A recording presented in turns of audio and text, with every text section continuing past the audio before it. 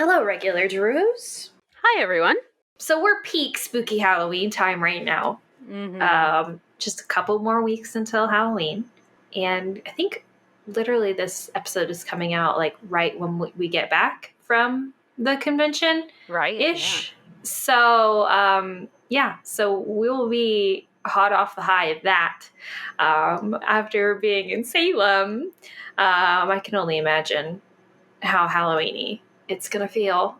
I'm so excited. Yes.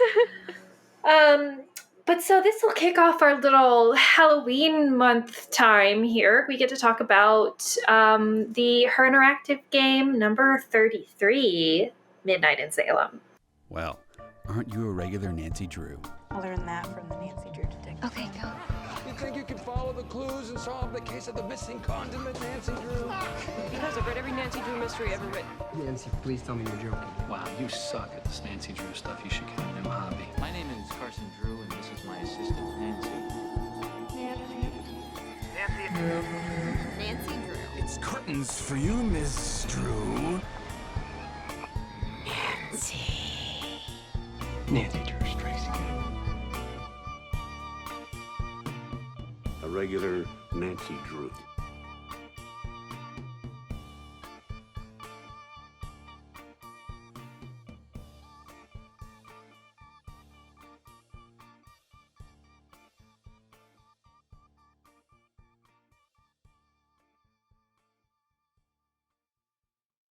We have a lot of thoughts, just all over the place. Thoughts.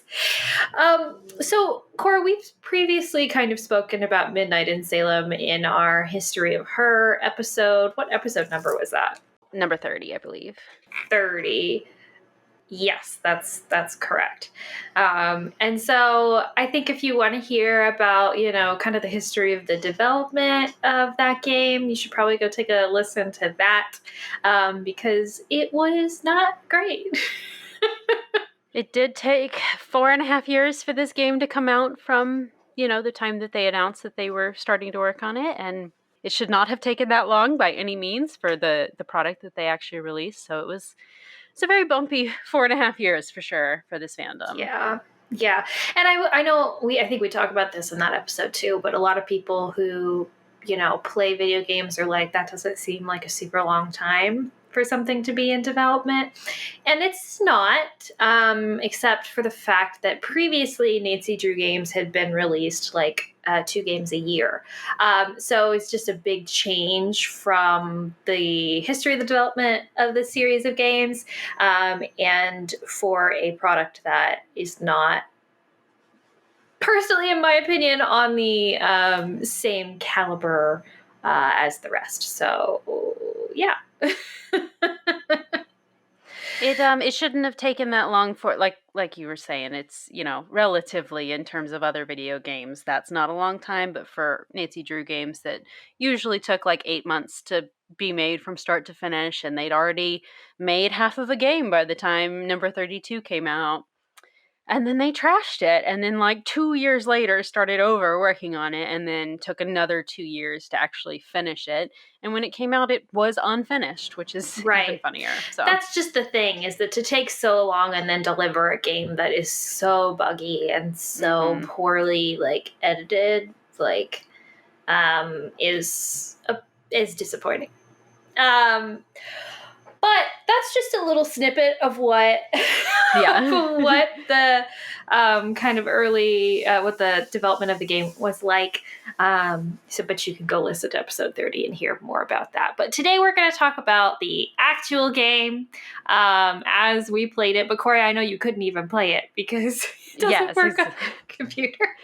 Yeah, so I should preface this and also it doubles as my first complaint about the game, is that they tried to make it so technologically sophisticated that unless you have like a very fancy gaming PC, this game does not work as intended on most computers. Like, it will still play, it's just even buggier unless you have like the really fancy computer that can process really, really quickly what it needs to be.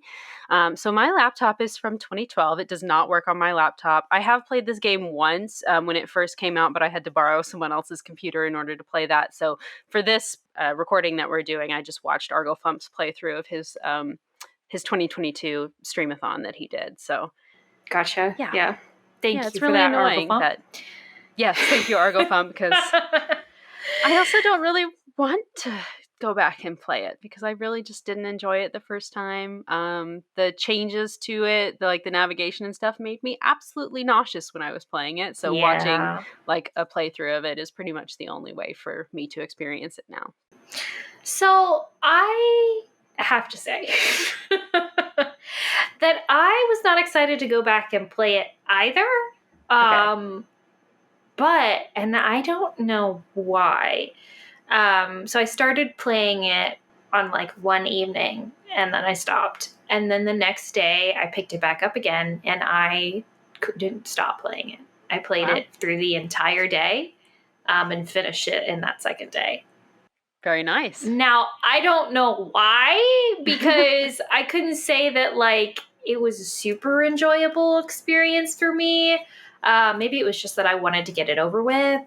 Was part of it, but I definitely like binge played it in a way that I didn't expect. I thought I was gonna have to like schedule time for me to do it because it would be like pulling teeth. Yeah. But it wasn't that bad this time around, and I do wonder. So, and this made me really curious because it was that was definitely not my experience in my first playthrough. I hated it in my first playthrough. And so when I bought the game, I waited until it came out on Steam for me to buy it because I didn't pre-order it or do any of that mishigas because I was just like, I don't trust that they're actually going to deliver the game. And I'm glad I made that decision. Yeah. But so I bought it on Steam. And part of me wonders, and I don't know if you know or have any information about this, Kori, but I wonder if they went back and made updates to the game. Oh, I don't know, maybe. Because my experience was much smoother. Okay, that's good. I did have some glitches early on, but by the time I got through some of it, it seemed to have resolved itself, and the navigation felt smoother, and the puzzles were much, much easier.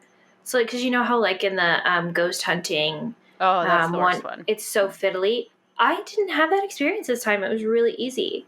I bet you maybe they did patch it or something. Yeah. And so it wasn't that bad. Like the navigation was not that bad. It didn't make me sick this time. That's good. And I don't know if it's just that I am less sensitive to that kind of camera movement now, or if they truly made some tweaks. But yeah, good for them if they did. I know.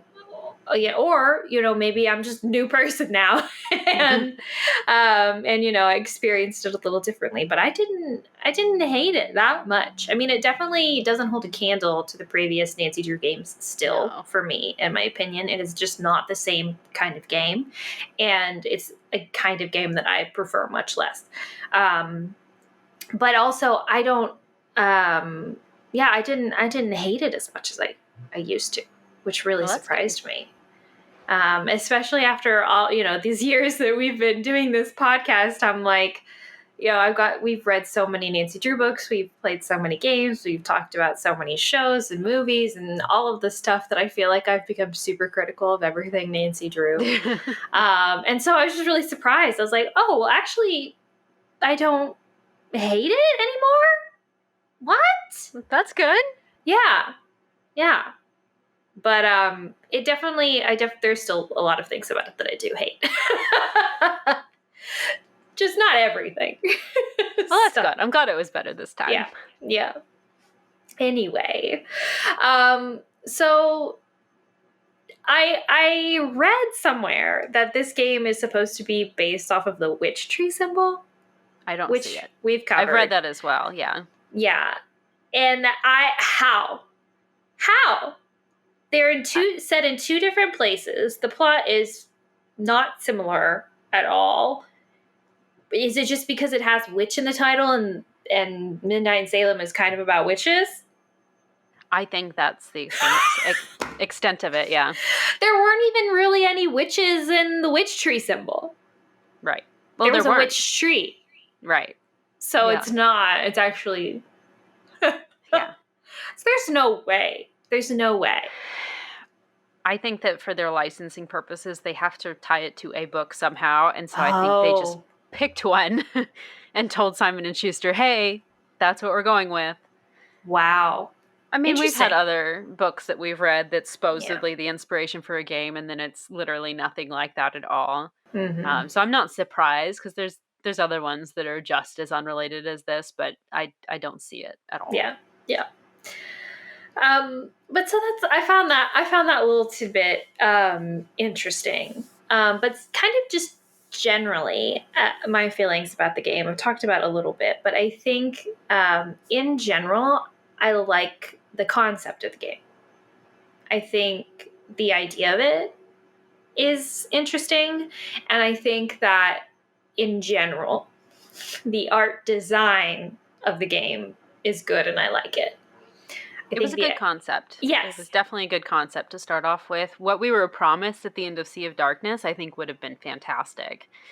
And then it changed a lot. Right. Yes. And the execution is just where the actual, end result isn't good. But when you play it, I think I can see what they were trying to do. And I can see, like, the structure, which is also kind of what makes it so bad, right? Is because I can see that, and I can see exactly where they've messed up. Right. And I could see what it could have been had the right decisions and the right things been done. But I can't fault it for, like, not, being a good idea, right? I think in general it was a good idea. I just think they just couldn't achieve what they wanted to.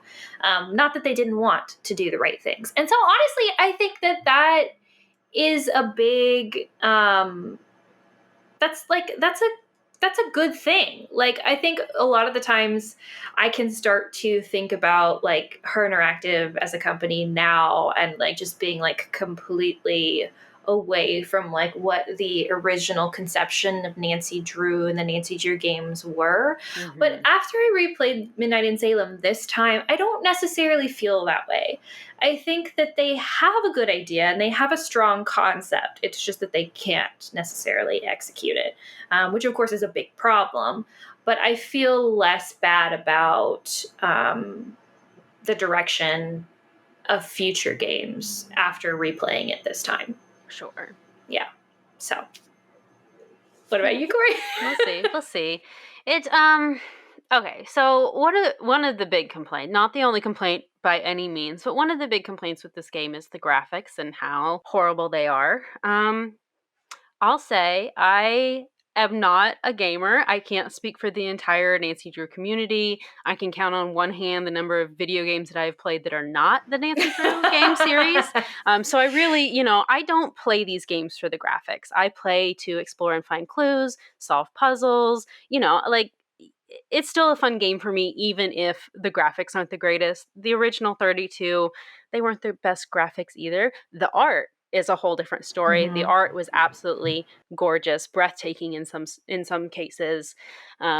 So yeah, I feel like, I don't know, with the graphics, like, I can definitely excuse the bad graphics, if they're still trying to accomplish the great things about what made the original 32 great. Because again, I admit the graphics is not what made the original 32 good games, and it's not why I like them.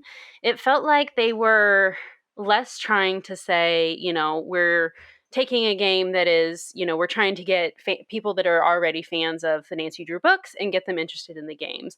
This felt like they were trying to reach and say, let's improve our graphics, let's make ourselves compete with the video game industry, not just, the Nancy Drew fandom and the franchise. It's like, let's make a game that's going to get video game fans interested in Nancy Drew rather than Nancy Drew fans interested in video games. And I think that was a huge misstep, because I feel like the graphics, like the intention there, like this game looks silly if you compare it to, again, I don't know a lot of the video games, but if you're trying to like get a Skyrim fan interested in Nancy Drew, they're going to laugh their heads off at this game. And then you take a Nancy Drew fan and it's like, well, we took out the like fun exploration part of it because exploration is actually now really difficult, and it just like navigation wise, it's going to be hard to move around and do all the fun things that you wanted to do from the old game. So I felt like they were trying to shift their audience, which is definitely necessary. I mean, it's a very rapidly evolving industry. They have to try to keep up with the fans and meet people where they're at and what they want to see, but it felt like they were trying to have a foot in both camps, and then just ended up not really pleasing either side, if that makes sense. Not that it has to be like you have to be one or the other, like you can only be a video game fan or you can only be a Nancy Drew fan. Not that it has to be separate at all, but it felt like they were trying to go in a direction that just absolutely didn't work for what they were trying to do here. Yeah, I don't know if any of that made sense, but it definitely made sense to me, and I think that sounds really true. I mean, I have played a lot of video games. I've played Skyrim. I wouldn't call myself a gamer, but I do buy a lot of games on Steam that I play, a lot of point and click games, a lot of mystery-esque games, puzzle games, things like that. I've played a lot of them.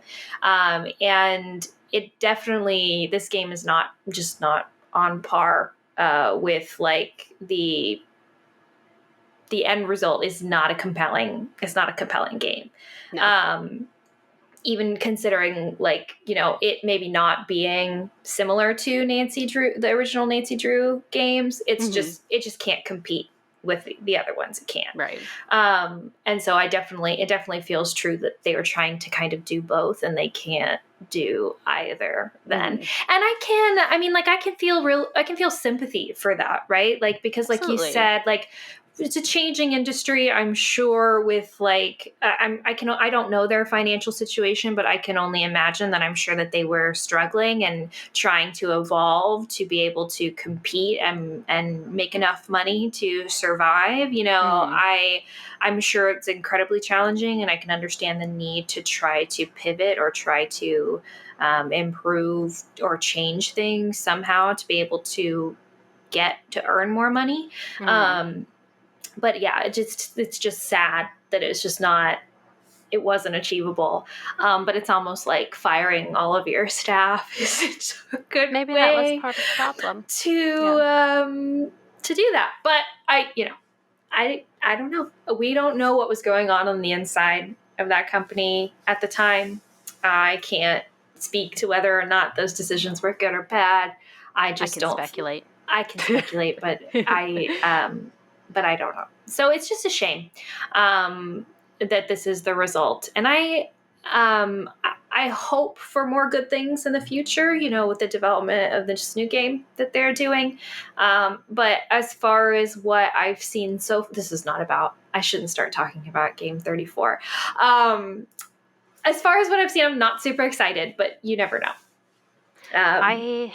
I have played I have played some of the Sherlock Holmes games by Frogwares, and I feel like that level is what they're going for here. That level of like that type of graphics, that type of navigation and motion and everything. I feel like that's the audience they were trying to reach. Whereas like previous to now, we've been more comparing like the older games to like Detective Barbie than we have been to like something that would be compatible for like PlayStation or something.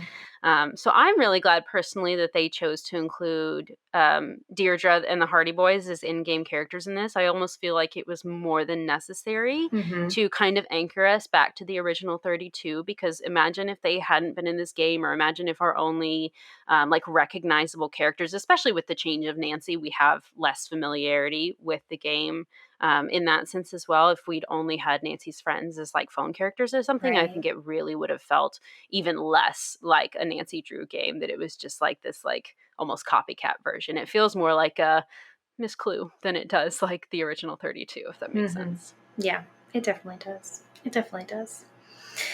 We should talk about Game 34 a little bit at the end. Sure. With the teaser that they leave for, the phone call of how Nancy ends things with the mystery. So yeah. We'll definitely talk about that at the end. We'll talk about it then. But let's get going because there's just a lot to say. Yeah, there is. And I'll ramble all day about yeah. I can already feel myself starting to go, so I'm going to stop. But so let's do 3 words quickly. And I think that one of our 3 words has to be puzzle boxes because literally that's their favorite thing. It's just puzzle box after puzzle box after puzzle desk, puzzle thing. Just like, but it's very specific. It's a very specific type of puzzle. And it's like a puzzle box puzzle. Do you know what I'm talking about? Yeah. Yeah. Oh, yeah. So, yeah. And then, I don't know, man. It just feels kind of amorphous to me. Yeah. Which is kind of sad. Very disjointed. And it's kind of vague. Mm-hmm. Yeah. Mm-hmm. I mean, Deirdre. I guess we could say Deirdre because Deirdre just uncomfortably always there. Mm-hmm. Like always literally right behind you. You turn around and like, oh my God. It's like, what did you get there? Another critique of the game, that it shouldn't be as creepy as it is. Everything feels very jagged. Like jagged. Let's use that word. Everything's jagged. Yeah. That's a good word. So like puzzle boxes, Deirdre, and jagged. Yeah. So that's what it feels like. Yeah. That works. I can't explain why jagged is the word, but like nothing is smoothed over visually disjointed. Or just conceptually. Yeah, it's disjointed, but it's like abrasively disjointed. Yes. Yeah. Anyway. So a couple things about the game mechanics of this is for some reason we have changed the names of our difficulty levels from the previous games from junior and senior detective to amateur and master sleuth. Okay. Why? I don't like it because I don't like change. But other than that, of course, we have a very different game engine here. We've done a big game engine switch from what they used previously to now Unity. Mm-hmm. And so the navigation is entirely different. It is no longer just, it is still point and click, but you're not just seeing just like one screen that you can click on. You can kind of zoom all the way around to see everything around you. It's fully 3D now. Yeah, fully 3D, right? Even the objects, you can rotate anything you pick up to, which is I liked that touch. That was kind of cool. Yeah, as far as the objects go, I agree. As far as like the environment, not so much because I feel like it made it hard to know what I'm looking at. Very difficult. Or know where I'm going or know everything that I'm supposed to be seeing because I can see a lot more, right? Mm-hmm. With an object, it's cool because, when I get an object, I want to be able to look at everything. And if there's something hidden on an object, that's cool to be able to find more manually, right? But like when I'm trying to figure out where I'm supposed to be going or what is interactable in an area, I don't want to have a question about that. I don't want to accidentally miss something because I didn't turn far enough to be able to see it. That feels difficult and that feels like not a fun way to experience the game. If I miss something on an object because I didn't turn it all the way around and look at it, I feel like that's acceptable. But having to like go to all of these different places and then just maybe accidentally miss something that I was supposed to click on, no me gusta. The first time I played that happened to me when I was, I was in the Hawthorne house. I couldn't proceed for the longest time. I was just wandering around the entire game map for hours looking for what I didn't realize I'd missed. And I ended up thing. Yeah. I did that this time too. I was like, what is it that I have to click on? But the fact that you have to click on I knew it was something with that cabinet, but I was like, I see what it is that I'm supposed to be doing, but why won't it let me click on it? And it's because you have to turn around and look at it through the mirror first. That's wild. Well, I was looking through the mirror, and I just hadn't rotated Nancy. Like, Nancy had to take half of a step to the right to be able to look at it from the right angle. And so I could see it and just, like, never managed to rotate Nancy enough to make her comment on it. And the comment is what triggers the next thing. Right. So I saw it, and it was like, I know I need to go over there and open the thing, but the thing won't open. Because I didn't rotate the angle enough. And even Arglefump had trouble with it. Like, you can't pick up an object unless you've, like, walked around it and pick it up from behind. Otherwise, Nancy won't register that it's there. It's like, there's no reason for that. Like, it's not, Yeah. It's not supposed to be that way. That's just poor design. Yeah. It's very frustrating. Yeah. So that's different. Also, kind of like our whole interface on our screen here. So our inventory is down in a different place, and we still have a cell phone. And our cell phone, we have a checklist, phone contacts, and then some text messages as well that we can get, which I thought was interesting. Honestly, I liked the text message aspect in this game, because I feel like historically in Nancy Drew games, we have had some text message things or emails on like a BlackBerry, but we've never actually like used that, right? So you can't text somebody in a previous Nancy Drew game. Sometimes you'll have text messages, but you never like text somebody. But I did feel like in this game, sometimes Nancy's phone will go off and it'll scroll up or whatever, and we'll go through a text conversation that you can have with like Deirdre or like another character or something. And I actually really enjoyed that. It felt really seamless, and it felt natural, and it felt like a good way to update kind of the contact version of the game. I do wish that it had been integrated more like we do our normal phone calls, where you can choose what you want to respond to someone with, because cool. I felt like that would have been a natural way to kind of keep the structure of some of the previous games and kind of update it a little bit for the modern player. But unfortunately, it's not really like that. You just kind of run through the dialogue of however is supposed to update, the storyline of the game, right? And that's okay. But overall, I thought it was good. I thought that was a good addition. But mostly that's what's different about the game, is the way that you navigate, the way that you interact with objects, and kind of our little dashboard of tools, right? Is the premise of the game is a very interesting one. And it's because we start the game in Austria for some unclear reason. Nancy is writing a letter to Ned, or a message to Ned, it's unclear, explaining that Carson wants Nancy to pick up this old relic called the Book of Apologies, and it's apparently from the 17th century, from this place called Mosum Castle. It's not spelled like it sounds. It's Mosum, not Moosham. So if you have the subtitles up, which I did because I need subtitles these days, I'm too old to not have them on. It's spelled like Moosham, but it's Mosum. So anyway, and that's all before we even get into the game. So it's like completely random. It's just like, okay, so we're going to Austria to get this random relic, and that's it. It's just an errand. That's how we're starting the game. And I'm not sure what this was about, other than that most of this game was outsourced to a company in Austria. Oh, so I don't know if it's just like a little Easter egg to reference the developers, or I don't know. Yeah, I mean, it's definitely weird and random. But it's not the fact that it starts in Austria that I hate so much. It's the fact that like we get no reference to an overall mystery before we start.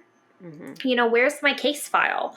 Where's my briefing on where it is we're going and what we're doing that hints at something larger going on? It doesn't make me excited to jump into the game. It doesn't make me curious, except for like what?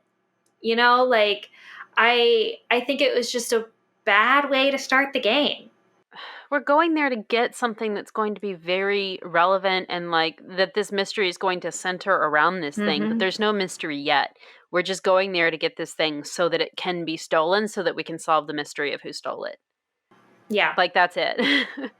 Yeah, it just feels like this all should have happened in River Heights, and it all should have been like a cutscene prior to us going straight to Salem. We never should have gone to Austria in the first place. We should have had Nancy, get a call or a message from Carson being like, hey, I need you to grab this thing for me or whatever. And then before we can even get there, we find out that it's been stolen. And then, we get introduction to Salem through some other way. And then we go straight to Salem. It's just completely unnecessary, I think. For me, I think that this part of the game was literally just like, we're going to make a tutorial section Right. for like how to use the new navigation features in the game, and decided to put it in Austria for some reason. And another absolutely massive failing for me for this game is the educational aspect of it, because so many of the previous games really tried to be educational, at least in some ways, for the historical aspects of the games. It could have worked for me if somehow we tied it into the Salem witch trials and made it more educational, because obviously the witch trials were massive in Europe, and even in different ways than they were here in America. So it would have been nice to like, oh, we're Talk here about those investigate differences. exactly, Yeah. talk about the historical part of the witch trials, and then learn more about how things got started and how things developed in America. But we didn't touch on that at all. We just are there, and we learn later that the book is there because it got auctioned off, or not auctioned off, but this museum decided to take these artifacts. Yeah. But why? I'm sure there's hundreds of other museums in the US that would have also taken this same artifact. It doesn't make sense to me. I mean, the very fact that Nancy is there to begin with is random, too. Right. We never learn what she's already in Austria for some reason. Like, on vacation, it's alluded to. And Carson, says, and, you can read back in the text messages in Nancy's phone, Carson says that he's, interrupting her vacation with his errand. How is this Carson's errand? It's not like he has, a relevant case or anything that he's also working on right now that's going to tie in later somehow. It doesn't. No. And so it's also so why is Nancy in Austria? How is Carson involved in this? Why is this thing in Austria at all? It's all very random. And also those questions never get answered. So it's not like it's, this is a mysterious, it's no, it's just completely what's the word? The words aren't coming easy today. That's okay. It's just irrelevant? Completely irrelevant. Yeah. So great. But so that's the start of the game, right? That's the premise of the game. That's what we get at the beginning to get us excited and wet our whistle. And then we jump right in. Do you want me to start, or do you want to start? You can take it, sure. Okay.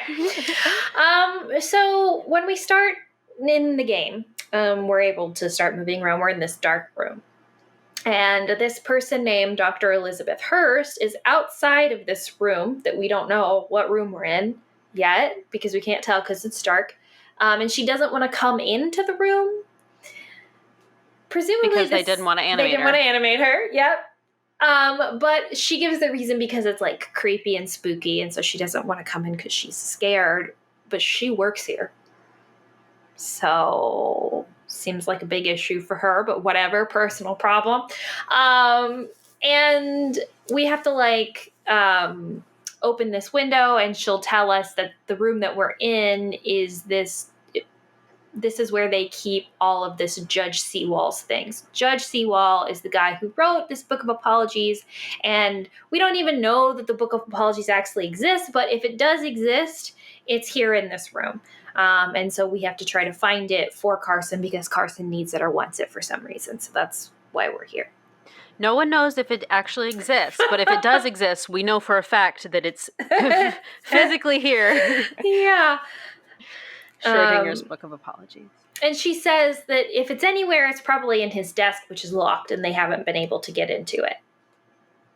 Seems like this museum who inherited this stuff tried really hard to use the stuff. Guess not. Anyway, this is, like you were saying, where we get our little tutorial on how to navigate and move around and explore. And we can kind of explore this room, and throughout we learn a little bit about Mosum Castle, that this was a site of some of the awful witch trials in Austria 17 years prior to the Salem witch trials. But that's really all we learn about it. We don't learn anything about what those witch trials were like or about. That's all that we get. Just that little tidbit. And after the Salem witch trials, this Judge Seawall dude died and willed his stuff to any museum who would take it. And because that this, I guess, museum existed because of the Austrian witch trials. And since that was a little bit in the past, I guess they were established enough and they wanted his stuff. I don't know. Somehow this museum ended up with his stuff. And that this guy, Judge Seawall, allegedly wrote this book, the Book of Apologies, which is a ledger containing all of the names of the accused witches from the Salem witch trials. And apparently he wrote it because he felt guilty about his involvement and convictions that he made throughout the course of the Salem witch trials. And so he wrote it to make amends. I don't know how writing a book makes amends, but I guess you're naming people that you victimized. So maybe in that regard. But yeah, interesting. But so this desk, it turns out, is a puzzle desk that we have to unlock. It's very easy. And once we do unlock it, we find the Book of Apologies locked behind some kind of like cage with like a key in it. And Dr. Hurst from outside the door tells us that, she might have some tools in her office or something to be able to get it open, so we can follow her to go get those and then come back. We start to like follow her, but she kind of just disappears. Mm-hmm. Like we never really see her, but like Nancy starts calling to her like she's disappeared, and we're like trying to follow her, but then she just like is not there anymore. It's supposed to be, I think, kind of spooky, like we're trying to get like the action like ramped up and make it like intense, but it's not just effective. Chaotic. Yeah. I kept feeling like I had done something wrong. Like when I was playing it, like I'm supposed to actually go somewhere else or do something faster, but it's not the case. It's just... They just write this in, like Dr. Hurst just immediately sprints away from Nancy. Nancy's like, wait up. I don't know where you went. Where are you? And Dr. Hurst is like, over here. And then the phone rings and Nancy takes it for some reason. Yes. She's like Usain bolting it away from us, and we are like trying to frantically keep up. Why is this woman racing to get her tools in the first place? I don't know. And why can't Nancy just stay here? If she's got to run so quickly, surely she'll just run back really quickly. Yeah. Okay. I don't know why we have to follow her at all. It's bananas. Anyway, so yes, we get a call, and we answer it, even though we're frantically trying not to race after this woman. We answer it. And it's Deirdre. She's asking for our help, and we just hang up on her because that's a Nancy Drew thing to do. And then we turn back around into the room, and we see someone in a black hoodie holding the Book of Apologies. Like they've just managed to make it into this room, which is like literally right behind our backs. Like we haven't made it that far away from this room. We turn right back around. Somebody is in there holding this book that was just locked up. Somehow they've managed to retrieve it. And they set off like this smoke bomb on the ground that like sets off all this smoke. And then once it like clears, we like see that they've like fled out the window and are running off into the Austrian wilderness, I guess. And so then we as Nancy have to like chase them for a while, and then once we finally make it to like confront them, they set off another smoke bomb, and then they just disappear. It's interesting. This is great. It's not. They have left behind some clues, though. They left behind this key that has like an AW on it, and that's kind of the shape of what the lock was on the cage on the outside of the Book of Apologies. So that's probably how they opened it. And we see a partially torn airplane ticket from Vienna to Boston, but the name is ripped off, unfortunately. This is the biggest malarkey that I have ever seen, because if Nancy was any kind of real detective and she had any kind of real contacts, all it would take is one call to an airline to solve this mystery. Because she sees the seat number. It's not like she has to get an entire list of the flight manifest or whatever. Right. She could have, and just cross-referenced it with whoever her suspects are in Salem a little later. It's not that challenging. But why would we do that? Why would we make this easier on ourselves? Right. Anyway. But so that's what we find. Then our phone rings again. It's Deirdre again. She's like, don't hang up on me. And she tells us that she is in Salem, Massachusetts, and her cousin who lives in Salem is in some kind of trouble, some kind of complicated situation, and Deirdre wants us to come there to use our detective skills somehow to help her. She still doesn't tell us exactly what or why, but luckily, the plane ticket that we found said Boston to Austria. So clearly our culprit here is from Boston, and that's very close to Salem, Massachusetts. And so we're like, you know what? Sure. Since we're on our way to Massachusetts anyway, I guess we can stop by Salem, Deirdre. See you rubbing your face in frustration already. Do you want to take it? Sure. So we cut to about a 17-hour long dialogue scene because they're all like that. No, I'm just kidding. There is a lot of dialogue in this game, though. Yeah. Like, I feel like a lot of it is just watching Mostly conversations take place. Yeah.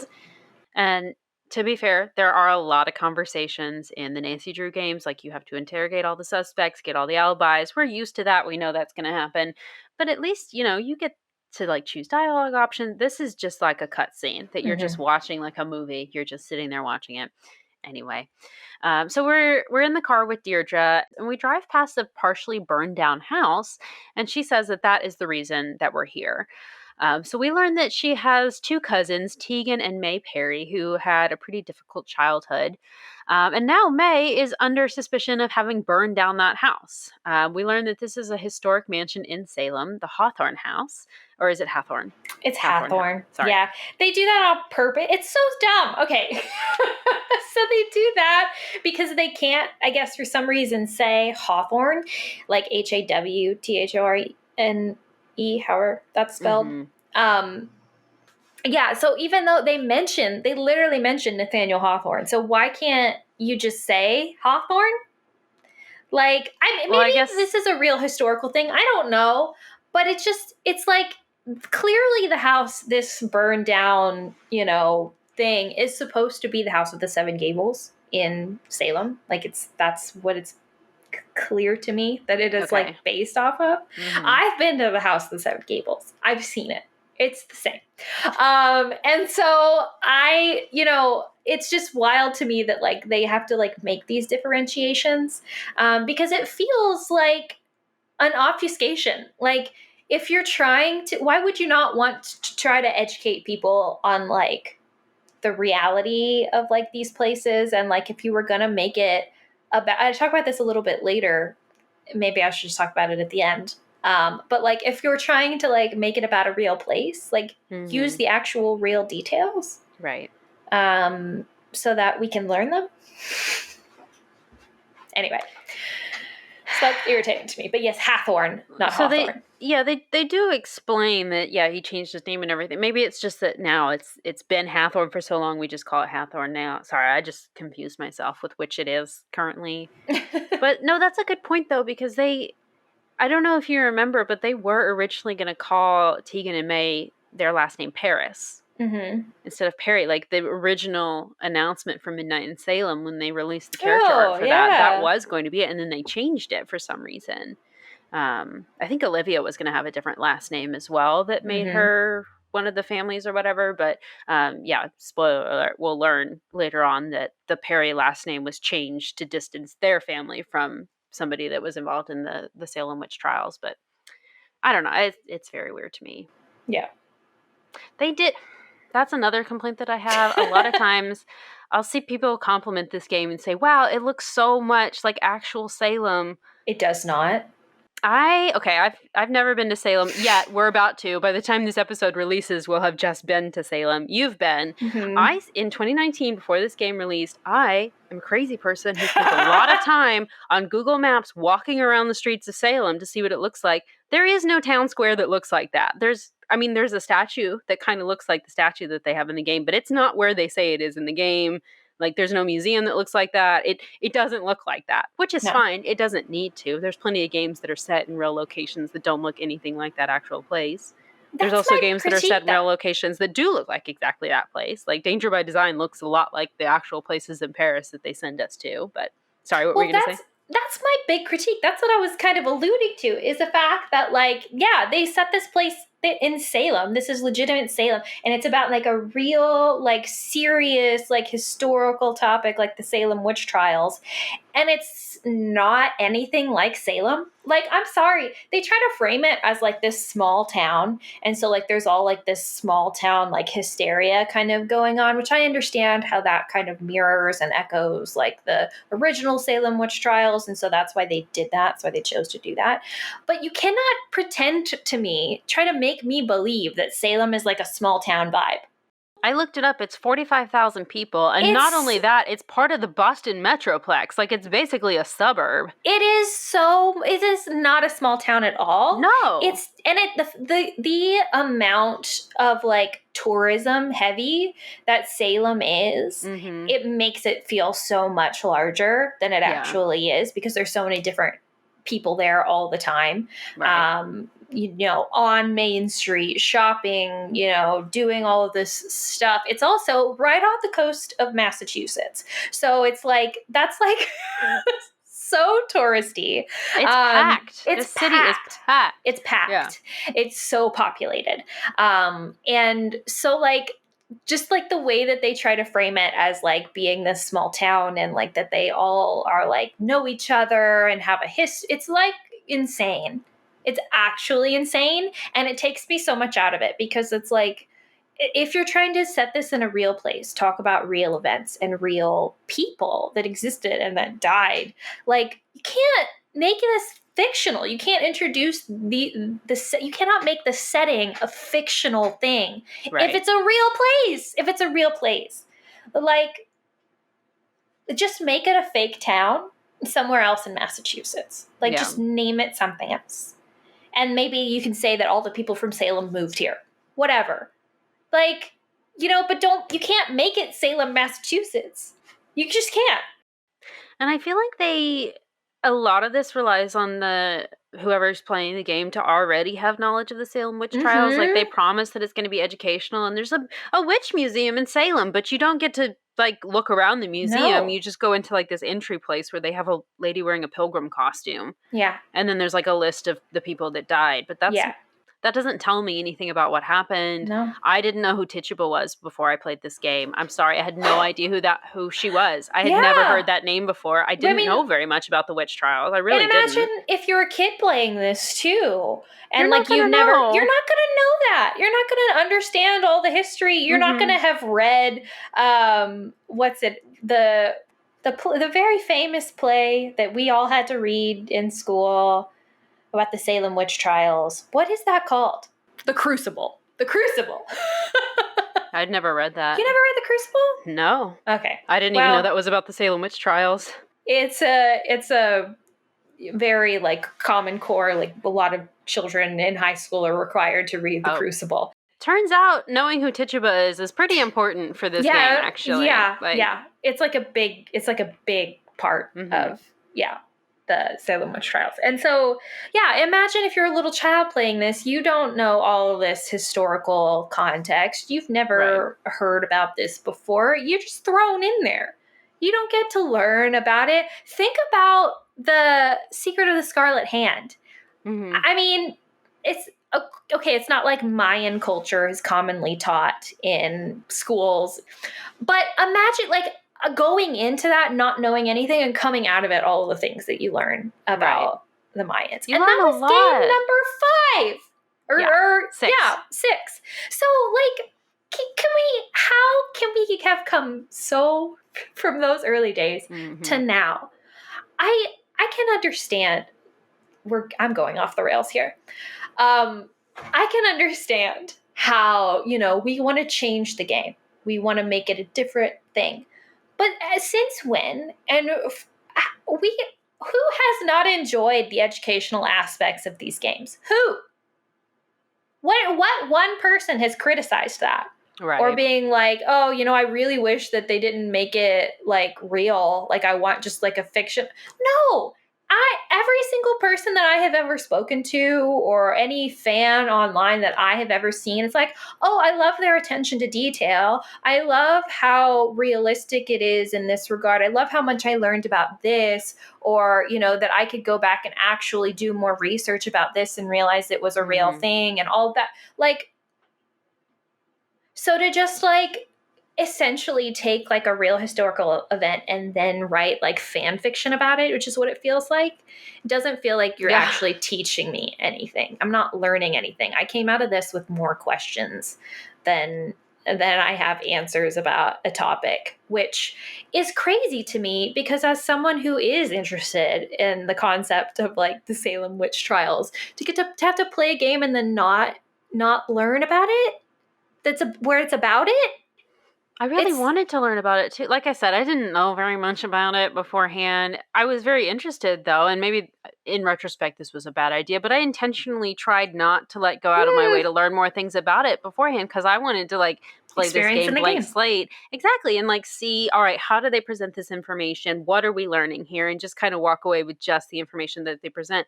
And I didn't feel like I learned anything. In fact, like you said, I was just more confused afterwards. Like, who was that? And why did we wait until the exposition at the very end reveal of the mystery to mention this historic figure who was a real person? We don't learn how the Salem witch trials started. We don't learn anything about the history of the witch trials in Europe. I mean, I guess we learn that they happened in Austria at this one castle, but that's it. We don't learn anything about that.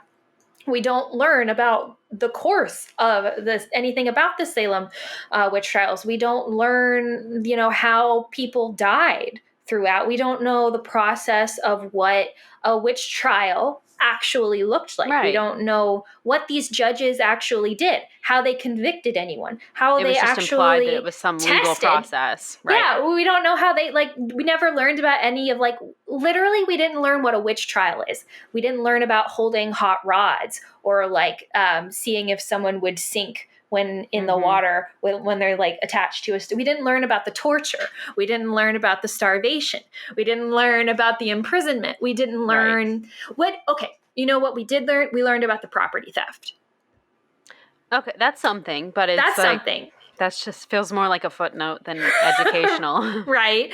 And we don't learn the course of those trials. We don't learn how the people died. We don't learn about the resolution or even what happened to any of those people or their families or anything afterwards. We don't learn about the historical context and how much it's affected Salem itself.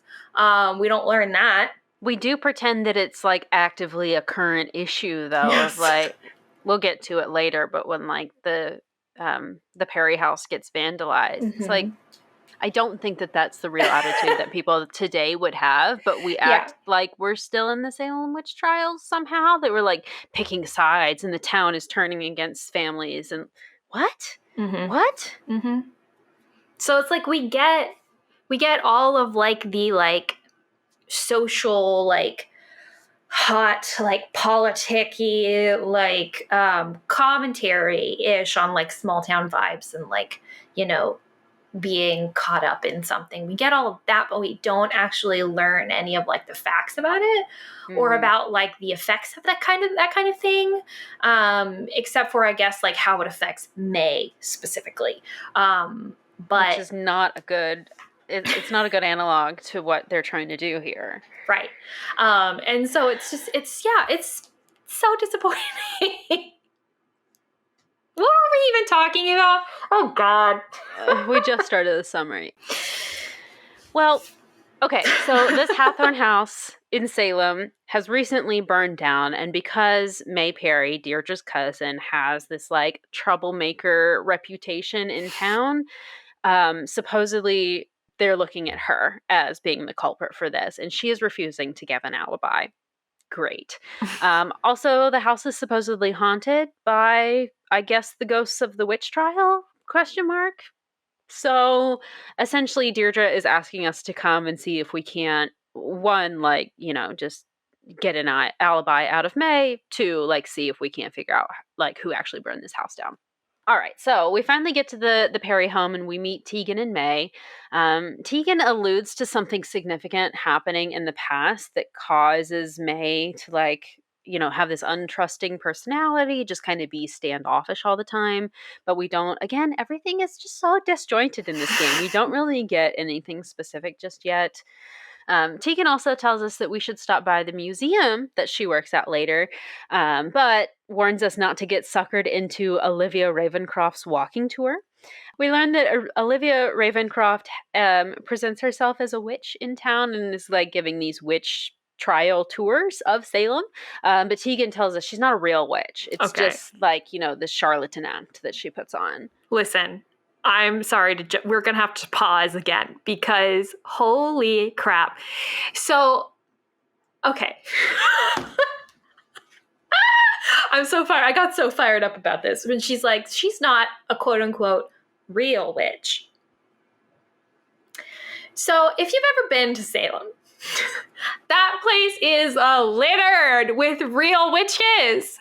Real witches. And when I say real witches, I mean people who practice paganism or witchcraft or all of these different very real religions or practices, right? And so they're real witches because they do that. They're not, the fact that this game plays off witchcraft and whatever as being this supernatural kind of thing is and that they thumb their noses at it. Uh-huh. It's literally this game is supposed to be set in Salem. And imagine saying that to a resident of Salem is you'd be kicked out of town. By saying somebody's not a real witch because of what reason?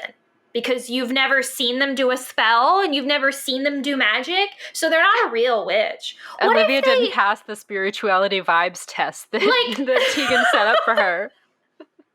It's insane to me. Anyway, sorry. And that's the only touching that we do on the tourism aspect in town of Olivia's catering to the tourists. How dare she? Or the fact that because she dresses up like a flamboyant witch means she's not a real witch. Ooh, she wears long purple dresses. What a charlatan. What a faker. What a faker. What a fake witch. She likes purple dresses. She likes to dress up. She likes to twirl around in like her a dresses. witch. Yeah. And so she's not a real witch because she dresses like she is one. Oh. So there's some animosity there between Tegan and Olivia, we can tell. There's some animosity between me and Tegan. Tegan's the worst. Tegan's the worst. We'll learn why later. Yes. She does some worse things. But so we get that little dig at Olivia. And then we also, we talked to her a little bit more. And then she gets even more weird about what she'll reveal to us. But basically we learn that May had some sort of accident in a fire a long time ago. Unrelated to this, but now we can kind of understand why fires would be a touchy subject for May. All right. We tried to talk to May, but she, again, is very standoffish. She doesn't want anything to do with us. So Deirdre tells us that previously she tried to visit Judge Danforth's office. Supposedly he is the one dealing with this case because, police and judges are the same thing. Seriously. He's investigating the case or something. So we decide to go into town to try to get more information about the judge. So we go outside to go out to the car and we get a call from Ned. Then this is crazy because he's definitely cheating on us, 1000%. He's like, oh, Nancy, you work too much. You just left your vacation to go to Boston to work on a mystery. Are you crazy? You're overworking yourself, blah, blah, blah. And then we hear, oh, Ned, get off the phone. So that was more like a witch cackle than a girly, flirty giggle. Not a real witch, though. Not allowed in Salem. No. So essentially, there's just this other female voice in the room. Wait, okay. I'm sorry. Side note. So Ned is also on vacation. Yeah. somewhere else, and while we were on vacation in Austria. No, he does mention later that his fall break just ended. So I guess he's like Okay, so at he the just very went tail on vacation. end. Yeah, he's like Okay. just gotten back or something.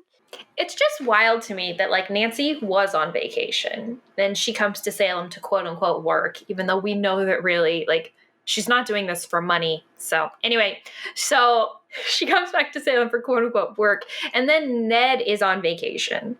And he calls Nancy and is like, you work too much. She was just on vacation.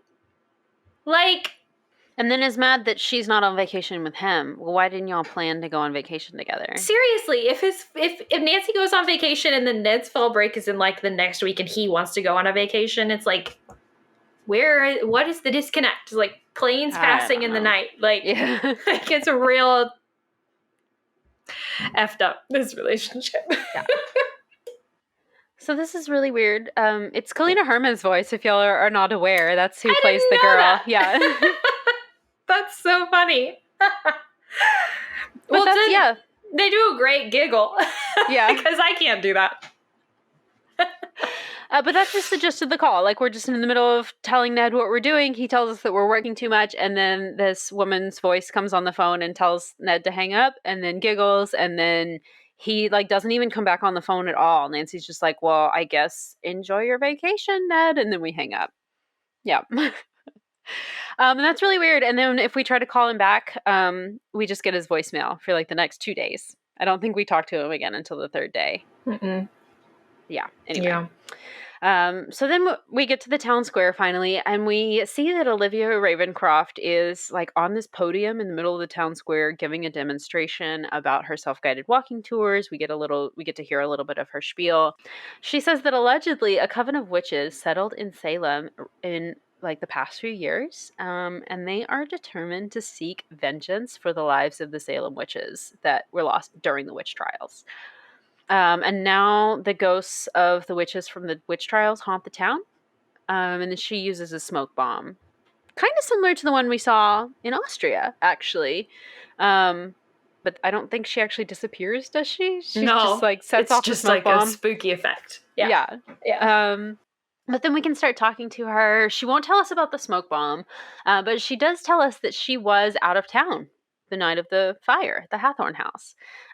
She doesn't believe that May set it on fire. She thinks that the ghosts did it. Why not? Yeah. We do have a lot. This is a very different change from the previous 32 games. We have NPCs in this game. Mm-hmm. Like, we've always had NPCs that are like our suspects. We usually have like between 3 to 5 suspects per game that we can go and interrogate them, and they always play into part of the mystery. We have other people, though, that are just like randos in the town. We can't really talk to them. If you click on them, they'll like make a comment about Salem or something, but otherwise they're just kind of there. And so there's a bunch of these like protesters outside of the town hall / courthouse, I guess. But they're out there protesting, and we can't ask them what they're protesting about. No. So we go inside and we knock on Judge Danforth's office door, but he's locked inside his own office. And I guess doesn't know how to unlock it from inside. Who designed a courthouse where offices can be locked from the outside and you can't get out? That's scary. Yeah. So he tells us that a woman named Alicia Cole has the spare key, and she's down the hall.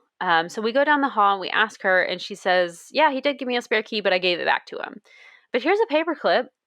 Cool, thanks. But we talked to her a little bit. We learned that she is a lawyer. Actually, she knows Carson, and she offers her help if we ever need it on the case. Very nice of her. So we use our paperclip, and we go and we pick the lock on Judge Danforth's door.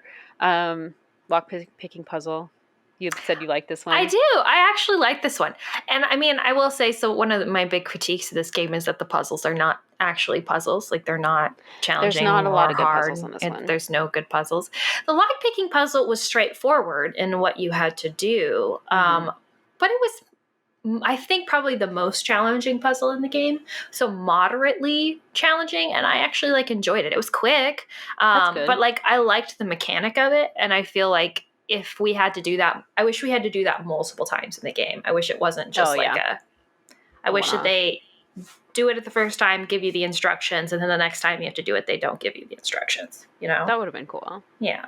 I don't even remember doing this one the first time I played it. The only puzzle that I remember actually liking from this was the Wheel of the Year, kind of at the end, when Deirdre's locked in that room and it's like the one on the floor. Yeah. But anyway, so they unlock the door. Deirdre's really impressed with us, and we have some banter with Deirdre about how we have this lock picking skill. Mm-hmm. But we get inside the office finally, and we get to talk to the judge, and he is really upset about these protesters outside. He tells us a little bit more about the Hathorne House situation. We learned that it was built in the 1600s by Judge Hawthorne, or Hathorne, whatever his name was, one of the 3 main judges for the witch trials here in Salem. More recently, a woman named Frances Tuttle, who was a way long descendant of this judge, she lived in a portion of the house because it's pretty big. She just lived in like this one portion of the house that was still, I guess, safe because the other the rest of the house was kind of like really in disrepair and it was kind of falling down. And she lived there alone, except she had like a part-time caregiver named Lauren Holt. A few months ago, Frances passed away from apparently natural causes, and now that she does not have a legal heir, according to Salem law, the house reverts to public property, and there is a deadline for 2 days from now at midnight where the property will fall into... no, it's Salem property right now, but if they don't decide what to do with it in the next 2 days or whatever, it goes over to the state. Is that right? No, I think essentially there's like a waiting period. There's like a 2-week or month, I don't remember how long, waiting period to see if they can determine a legal heir. So okay. And then it goes to Salem, right? Right. And then they get to do whatever they want with it, whether that be demolish it or turn it into a... It's specifically because it's like a historic property. Like it wouldn't it wouldn't be like that if it was just like a, some normal house or whatever. It's because it's like a historic landmark or something. And so because there is no legal heir, it becomes the property of Salem if no legal heir can be discovered within a certain amount of time. Mm-hmm. Yeah. Okay, that makes sense. I don't know what I thought the state was going to get. Maybe I confused like Salem and the state owning it because that's basically the same thing. Anyway, so Lauren Holt, the part-time caregiver woman, she actually still lives on the property, but in this like outbuilding almost. There's like a small, almost guest house type of building that's next to the big house. And she actually owns a tea shop that's on the square called Luminous Infusions.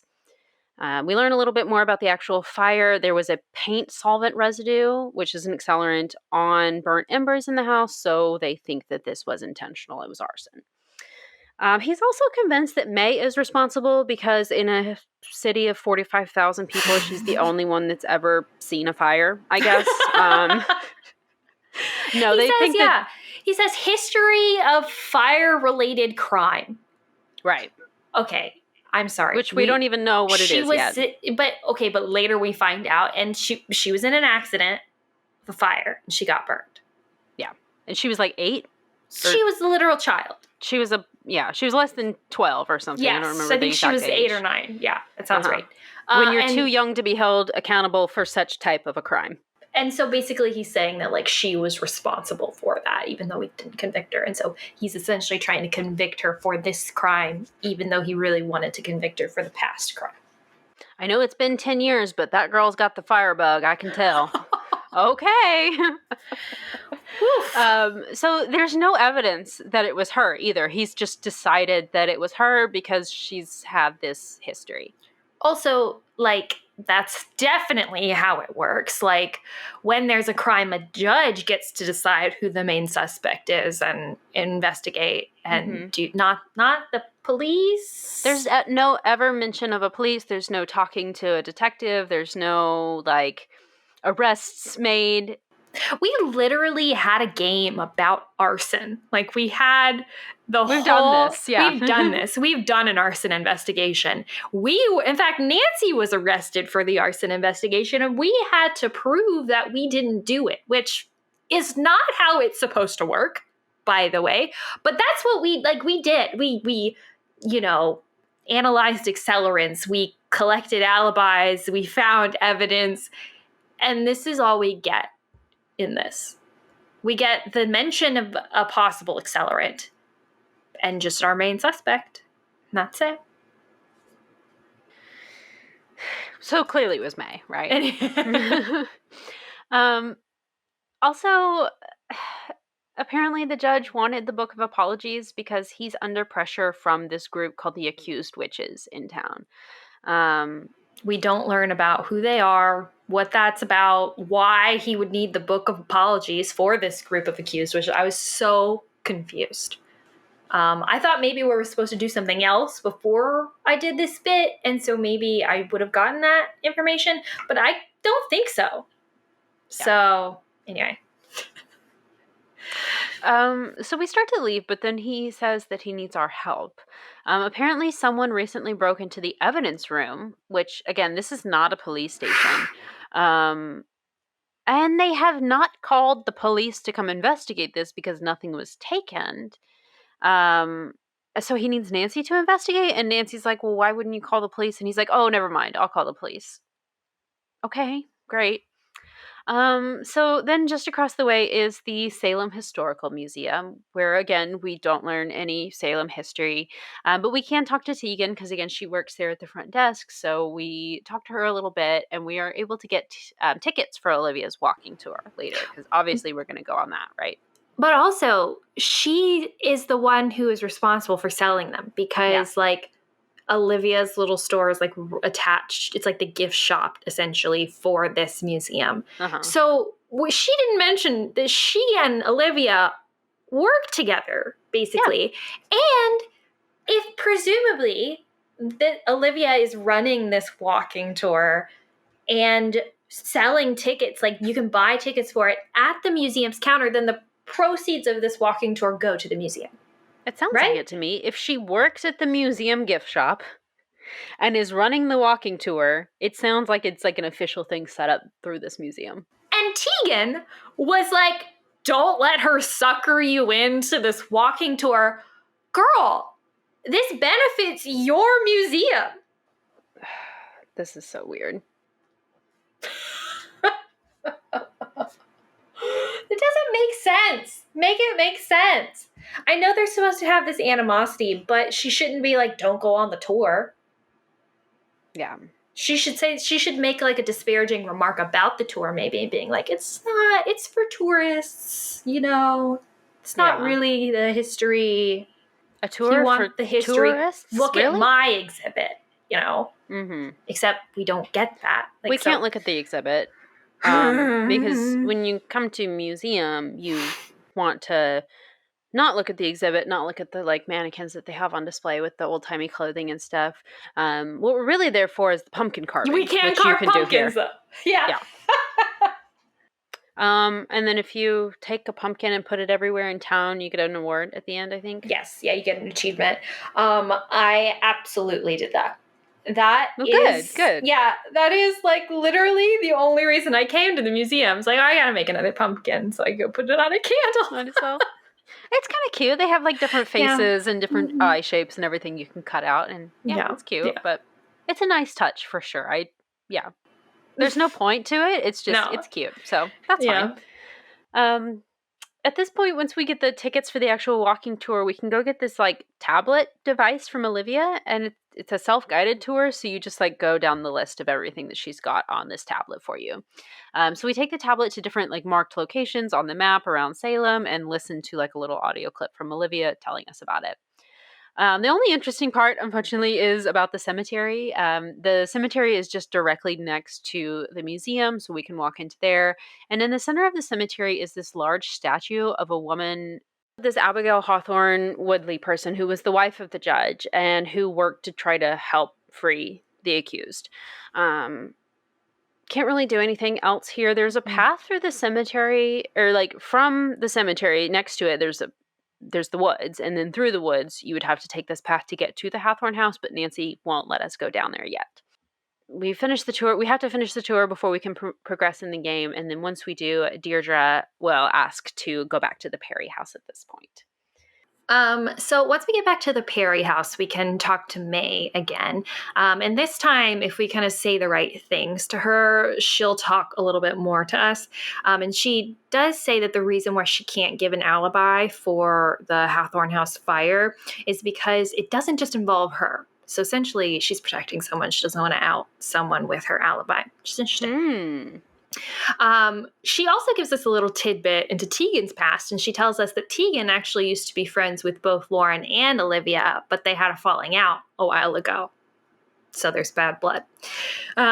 She also tells us that the judge is against her specifically because she used to be friends with his son, and he didn't like her because he thought she was like a bad influence on his son, even though his son is just a general skis bag, which we'll learn a little bit later. But it's funny.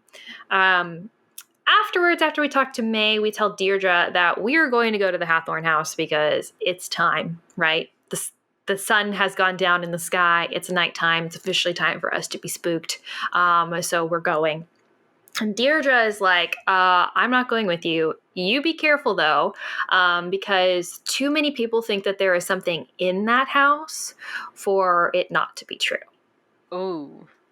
This is a good point from Deirdre, and I love it a lot. And it's like, honestly, the only spooky bit of the game for me is when Deirdre says this, because it's like a little bit of a build up, and she's like, listen, Nancy, I know that like you're all logic or whatever, but a lot of people say they've seen something there. So you should be careful. I love Deirdre so much. She's so sassy. Like, I wish we could really encapsulate how great her personality is in this summary, because she's so quippy, and just everything she says is amazing. Yeah. So we go back to the cemetery, and we have to walk through the cemetery and then through that path in the woods at night. It starts to drizzle, starts to rain a little bit, which should be really spooky. And this scene is supposed to be really spooky. And it would be really spooky if the animation had any reality to it at all. Unfortunately, it just looks goofy. But what happens is we get this cutscene, right, where we're walking through the woods. And then we start to see like this floating ghost of a Puritan woman just like throughout, kind of like in the corner of our eye everywhere. Even at one point hanging from a branch on a tree, which is dark. Because I think that's where the actual witch trials took place, right? Because the place that they think that they took place for a long time, they figured out that wasn't really the spot, that it was actually like somewhere in the woods, like back behind where it actually took place or something like that. Wow. Anyway, it doesn't matter. I did not know I have tried to learn about the witch trials since playing this game for the first time. And apparently the location where they initially thought it took place was not the real spot. Right. So that makes that even darker than I thought. Right. Wow. Mm-hmm. Okay. Yikes. Great. Then as we're seeing all this, we're startled by a scarecrow. It's just like, I guess we're just like looking everywhere and we walk right up to it or whatever. And then we get a call from Frank Hardy. Yay! Joe's there too, but I don't care. They've called us because they happen to know that we're in Salem because they saw a news article where Tegan mentioned that she hired us. Tegan didn't give us a heads up about that. But okay, interesting. And they mentioned Ned. They're like, how's Ned? And we kind of bring up that like, oh, things have been like distant and awkward between us, to which Frank gets super excited about. He's like, really? Oh, I mean, I'm sorry. Oh, that's so bad. I'm so sorry to hear that.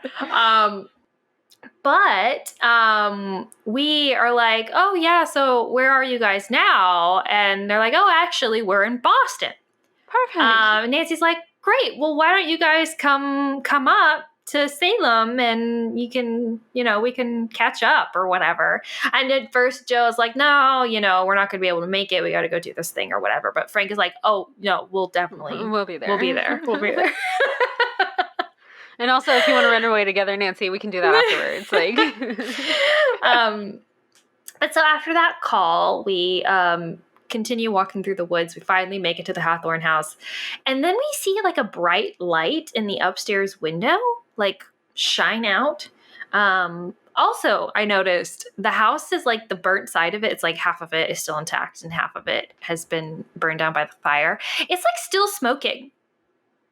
Is that Kinda normal? weird. Is I that don't think so. okay? I mean, like, I know houses can smoke for days after a fire, but like, it's been more than that, right? Yeah. It's been at least a I couple said, weeks, right? I think I don't know. Did Well, they because say the timeline? the timeline of the like the will situation for the house it's at least 2 weeks, and Oh, we're right, of coming up course. on like a 2-day deadline, so it's been over a week. That seems Yeah. anyway. Oh, well. Anyway, so we start approaching the door to Hathorn House, and then we're kind of jump scared by Lauren Holt, who shows up. She tells us, hey, you're trespassing, get the heck out of here, right? But we're able to talk to her a little bit. We could also like kind of lie to her. There are some like choices in our conversations with people sometimes where we can kind of like manipulate people to try to talk to us, and Lauren is one of those people. And eventually, if you unsuccessfully lie to her, you can like she'll catch you out on it, and you have to like apologize to her. It's just interesting.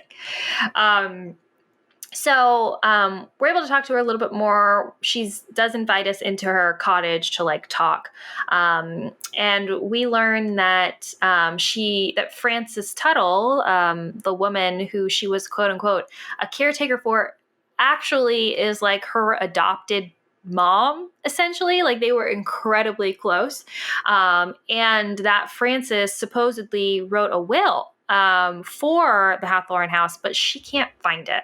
But she knows it exists because she told her that if something ever happened to her, that she would write Lauren, that she had written Lauren into a will so that Lauren would inherit the house. So, of course, Lauren is like frantically trying to find this will in this 2-day deadline. And she's also hired Alicia Cole, the lawyer, to try to help her with all this legal stuff. Then as we leaving Lauren's cottage, we see that Puritan ghost lady again, but this time it's like directly in front of us, and it's almost like beckoning us toward the house. And so if we follow her, like click towards the ghost, we hear this voice that says that the subtitles say is Abigail. So it's a bit of a let down there. So we know this ghost is supposed to be Abigail Hawthorne Woodley, which is too soon.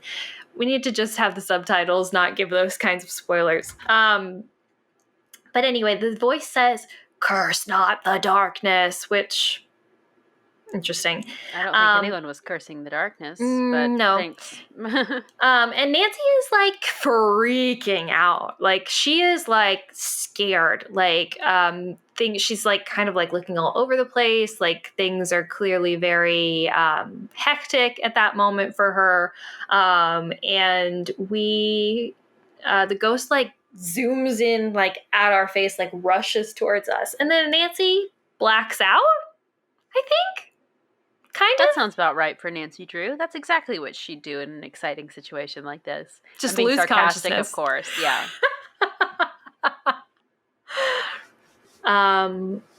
But then I guess we wake back up or something, and we make it back to the Perry house. But maybe we didn't actually black out. Maybe we just left, and that's when the scene ended, and we just show up back at the Perry house. I don't know. It's kind of unclear. Do you want to take it? Sure. So we get back to the Perry house. We tell Deirdre what we just saw, and she assumes that we're joking. She's like, "Be real, Drew. You don't believe in ghosts." And then we talk to her a little bit more, and she's like, oh my gosh, you're being serious. There's no way, right? But then Deirdre's also a little bit shaken by this. Shooken up. And so we tell her that she has to come back with us the next night so that she can see it as well. But then we go to bed. We get this terrifying cutscene. This is horrifying. When we wake up. We are just in the guest bedroom at the Perry house where we're sleeping, and we're in the bed. We're looking up at the ceiling when we wake up, and there's blood dripping down onto our face. From the ceiling. Nancy's face! Yeah. Just the ceiling is bleeding onto Nancy. Horrifying. Why? Also, why? What does that have to do with anything? Literally anything. But then we wake up for real. And Deirdre's like, "Hey, get out of bed. I have a surprise for you downstairs. Come on." And what an amazing surprise it is, because we go downstairs and Frank and Joe are in the kitchen. Yay! They are in the process of burning the house down, trying to make Johnny cakes, excuse me. We have to play like a little mini game where we have to make the pancakes for them because they can't figure it out, and we have to like guess the ingredients. It's extremely simple, like deceptively simple, because they make it seem like you're gonna have to do math and then you don't. But then we sit down to eat our breakfast, and Joe and Frank start telling Nancy that they are starting their very own detective agency, and they want Nancy to consider coming and joining them as a partner. Amazing. But before Nancy can answer, Deirdre interrupts and is like, we're here to solve the mystery for May. Come on, let's focus, guys. So Joe tells us that he has been working on some ghost hunting equipment. He's been building this and he wants us to try it out. And they're going to investigate later in the cemetery using the ghost equipment. And then Deirdre tells us that she is going to go to the town archives to look at the history of the ownership of the Hathorn house.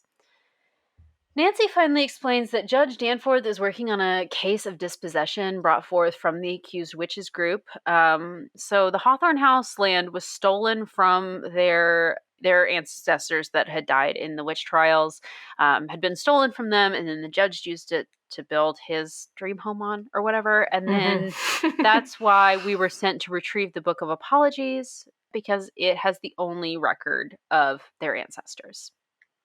All right. Seems unlikely. That's all I have to say. There should be like censuses and, marriage and birth and death records and all of that stuff, but I would hope so, but no.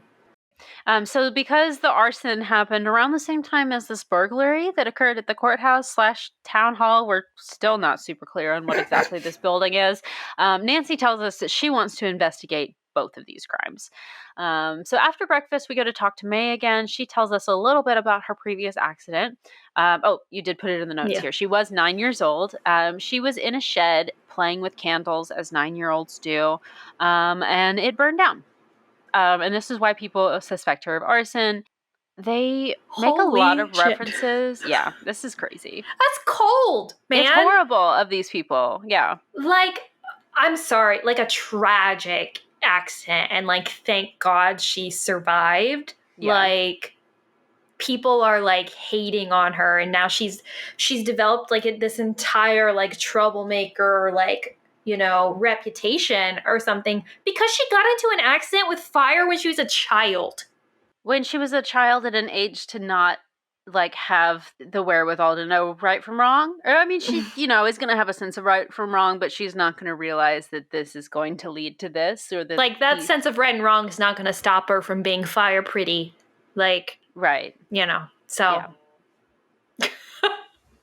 Even if my sense of right and wrong doesn't always stop me from being fire pretty, Yeah. Like, and it's not like she was doing this on purpose. Something down, but even she was if a child. Even if she had set this thing on fire, it's not like she knows, like, oh, this is arson and I want to do arson. Like, laws are written I'm sorry. Anyway, I won't. Anyway. She's too young to have been convicted of this, because she's too young to have known that that's like a crime that she could have committed if she had even been intending to commit a crime. Anyway. Mm-hmm. Yeah, so people suspect her of arson. They also, in the dialogue in the game, they make a lot of references to May's physical appearance. I don't think that they did a great job with animating her character model to make it look that way, because it's not overly obvious when you see her that she looks different. Yeah, it's she's only got after scarring. she has to point it out to us, and that's the only way I noticed. She's like, don't you see all these burns all over my arms? Well, her character's wearing a sweater, so we don't see her arms at all. So like, it's just kind of weird how they say that. And then it's on her face. Yeah, I think it's supposed to be the entire side of her face, but she purposefully keeps the hair in front of her face, presumably, so that people don't see that. Mm-hmm. Which I understand for her character design, Absolutely. But you don't notice that because you just see her hair. Yeah. But I think it wasn't just for the character design. I think, too, it was because they didn't want to have to show an animation that doesn't look good. Yeah. Like, that doesn't look realistic. Like, oh, like when you see it, you wouldn't be like, oh, yeah, that's a burn. Yeah. Yeah, that's a burn scar. You wouldn't... It just looks like maybe she's got a birthmark on her nose, and Yeah. then that's really all that you see because everything else is just her hair's in the way. So I don't know. It's weird, but so people suspect her of arson, and then now we can go out into town and try to like get alibis from people. So this takes another 85,000 hours to get everyone's alibis and figure out maybe if somebody potentially has a motive here. So first we go to talk to Lauren in her tea shop / modern day apothecary. And she says that before the fire, she was just in her shop. No customers though, so nobody to verify this alibi. But then on the way home, she saw the fire and she was the one that called it in. She also tells us that she's seen that same ghost that we saw last night. She's seen that ghost at the Hawthorne estate previously.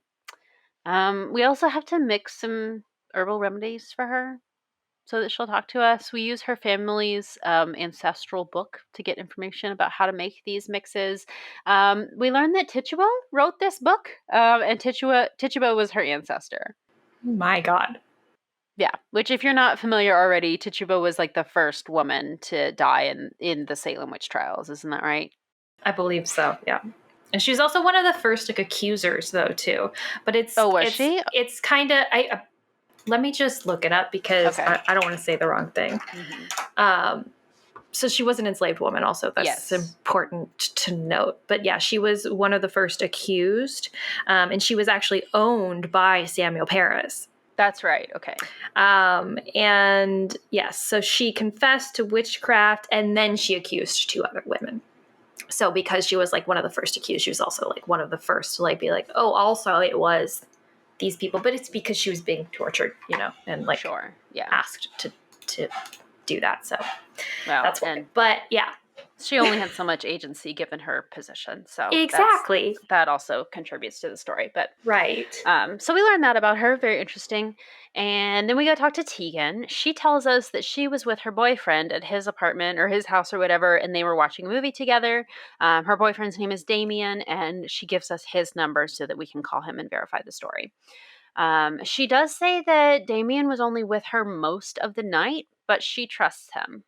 So not only can he alibi her, she can alibi him, except for part of the night, but they trust each other, so it's fine. That's weird. It's weird. She also lets us upstairs to a room in the museum that has more information on Salem, which is like the entrance is like behind this bookcase. And then upstairs we find this book that tells us about the AW symbol, how it was used as bootleggers to mark entrances to secret underground tunnels in Salem. Okay. That might be interesting later.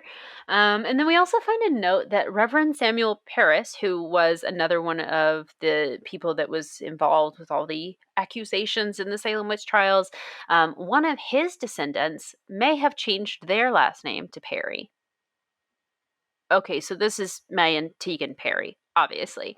And then we go talk to Olivia. She says that she was leading a ghost tour at the time of the arson. So maybe we can verify with her customers. We go talk to Alicia at the courthouse. She tells us that sometimes the judge leaves the doors to the courthouse unlocked. So trying to like nudge into our brain that maybe he was the one who left the evidence room unlocked and that's why it was able to get robbed. Okay. Alicia tells us that she was at a charity fundraiser the night of the arson and there were a lot of people there, so anybody can alibi her. And she also gives us a key to the Hathorne house. Because Lauren, when we talked to her previously, she says, hey, Alicia has the key, so if you want it, get it from her. So we asked her for it, and she does give it to us. So now that we have the key, let's go investigate. So when we get to the house, like you said, most of it is like sectioned off and that section is burned, and then there's just a very small livable place. We see like Frances Tuttle's bedroom. She's got some like medical equipment in there. Everything's very dusty. There's not really a lot that we can see, and then otherwise it's just like this little foyer and then another room that Frances was clearly using, but it also got affected by the fire, so it's pretty charred. Really the only thing in there that we can look at is this like wardrobe thing, and then across from the wardrobe is the mirror, and this is what we were talking about earlier, where you have to like position yourself just perfectly to see the reflection in the mirror, to like go and then like open up a panel in this like wardrobe desk secretary thing, what this massive piece of furniture, whatever it is. You open up this panel and there's like a letter inside there from Frances to Lauren. It says the will is in the house. How annoying. So it's not the will. It's just a note telling us that the will is somewhere here. Great. But like we've looked at everything that we can have access to. Like we can even go up the stairs in the Hathorne house, and then everything up there is completely burned. Like there's nothing up there. But like, what a letdown. Yeah. That's such a letdown. The whole game is supposed to be about this spooky house. And then there's 2 rooms in it that we can explore. Mm-hmm. And only one of them actually has anything interesting to look at. Yep. Oh, and I think we find a jacket in there. Oh, yeah, You're right. We find Olivia's jacket. But like, okay. Mm-hmm. You know, that doesn't really give us anything. No. And I don't know. I didn't confirm this, but after going back and looking at it several times, I think that the model for the house itself is the same model as the Perry house, because the stairs are the exact same in both houses. And like the way Nancy walks up the stairs and the angle and everything, I think they just copy pasted the model and then changed the appearance of the house, because like the bedroom where Frances sleeps is like the doorway and everything where Nancy would turn. It's just the kitchen in the Perry house, because that's that insane room on the other side of the staircase. And then same thing on the other side. Like the layout of these houses is exactly the same. I think it's just copy pasted over. Wow. Anyway, that's pretty much all that we can find in the house. So we go back to the main part of town, the main square, and we go back to the courthouse where we meet Judge Danforth's son, Jason. He's the worst. He's very, very conceited, kind of just a jerk. He's just a jerk guy. Judge Danforth still won't let us look at the evidence room when we go talk to him, so we have to call Carson and ask him to call the judge and give us permission, which takes all of 5 seconds, and then the judge is like, oh yeah, Carson said it's all good, so here, he hands us a sticky note. He's like, here's the code to the room. So we go in there and we can open the door now. Inside the evidence room, there's one window in the room and it had bars over it, but the bars have been ripped off the wall. But Nancy makes a note. She says all the glass has been, like, there's no glass on the floor in here. So clearly the window is broken from the inside, because if somebody outside had smashed the window, the glass would have fallen in rather than out. So very interesting. We look around a little bit to investigate the break-in itself, but then we have to figure out what evidence was actually stolen during the break-in. Turns out all of it is related to the AW group's claims. So we go back and talk to the judge about this, and he admits that he wanted us to get the book from Mosam Castle because he already knew that everything stolen from the courthouse was related to this case. Okay. I'm sorry. So we're saying there was a break-in at the courthouse, and the judge originally tells us we didn't report it to the police because nothing was stolen. First of all, that's crazy enough already. The fact that you don't already have police that are just at the courthouse who would just be aware of that break-in is weird in of itself. But the fact that you don't report it because nothing was stolen is wild, because it's literally a county building. The second part about that's wild is that, okay, now we learn, wait, evidence was actually stolen. So really, the reason why he didn't call the police is because he essentially wanted the evidence stolen from the evidence room. He didn't want anybody to find out about it. This judge needs to be fired. Like, oh my God. Talk about conflict of interest. Seriously. Like, so impartial, or so partial, not impartial, so partial. Yeah. Like, so prejudiced.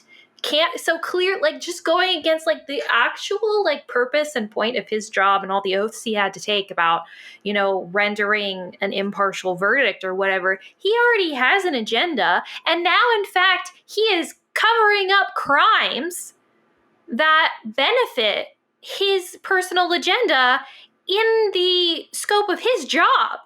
I mean, he needs to go to jail? Yeah, disbarred at the least. Yeah. Yeah. Oh my gosh. So he already knew that that's exactly what this was, so he didn't report it just so that we can have an excuse for Nancy to investigate, because that's the only, chain of events that could have happened to lead Nancy to be the only one qualified to look into this. the police don't need to know. Anyway. Also, that AW key, the key that's in the shape of the letters AW that we found after the theft of the book at Mosum Castle, that was also stolen from the evidence room. So whoever stole the book from Mosum Castle is probably also responsible for the evidence room break-in if this key was connected to both. Right. Very interesting. So we get finished speaking to the judge and we get a call from Tegan. She is absolutely frantic. She says, "Come quick, something terrible has happened." So we speed back to the Perry house and we see that the house has been vandalized. Someone has spray painted a ton of horrible messages all over it, like liars. And effectively, we learn that it has come out that that they are associated with Reverend Paris, that the Perry family did change their name from Paris to distance themselves from everything that happened in the witch trials. So Tegan tells us, yeah, it's all true. So all these messages are calling them like liars and frauds, and they're like not on the side of the AW and everything, even though Tegan is working with AW or working for AW. She's like the president of the group or something. Right. Yeah. So she is like, how can I, I'm such a fraud. How can I have been descended from the person who caused all this issue and still associate myself with like the accusers, the victims of these crimes, and like want that justice?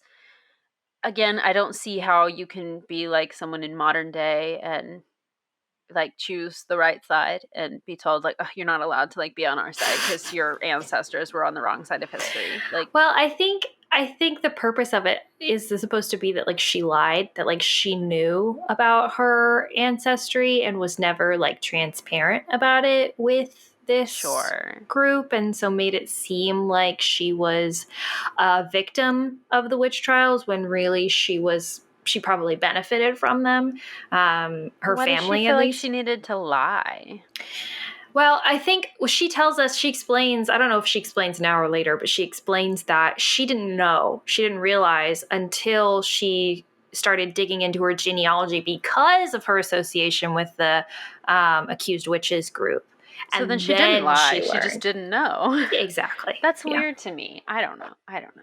I think modern day, like, it's not your fault what your ancestors did, and it's up to you to just like choose to be on the right side of history, and that's what she's done. So I don't I mean, if it had been like she's keeping a secret from somebody, that would be a different story. But if she genuinely didn't know and then found out and is now trying to make up for the crimes of the past, that's a whole she other found thing. out and then she didn't tell anybody, right? So it's like in that way she's quote unquote lying about it, but it's it doesn't make her the oppressor though. No. She's still like choosing to like make up for the past. Yeah, and it doesn't make a whole lot of sense that people would vandalize her house for this. You know what I mean? I mean, like there might be some like side eye, and there might be like some contention like within the group, like of the AW accused witches group, and being like, look, maybe you shouldn't like lead us, you know? But like, I don't think someone would vandalize her house. Yeah. That's extreme. But so it didn't really make a lot of sense to me, but this has happened. So now, just another aspect of the mystery. I don't know that we learn who did this in the end. No. Obviously we can just assume it's characters we never meet. It's probably just people from this group, the AW group, that are mad at her or whatever, but whatever. So at this point we call Frank for an update, and we switch to Frank's point of view. So now we get to play as Frank Hardy. So this is getting pretty long. This might be a good place to stop here. But we are going to have part 2 available right now, actually. So we'll see you in part 2.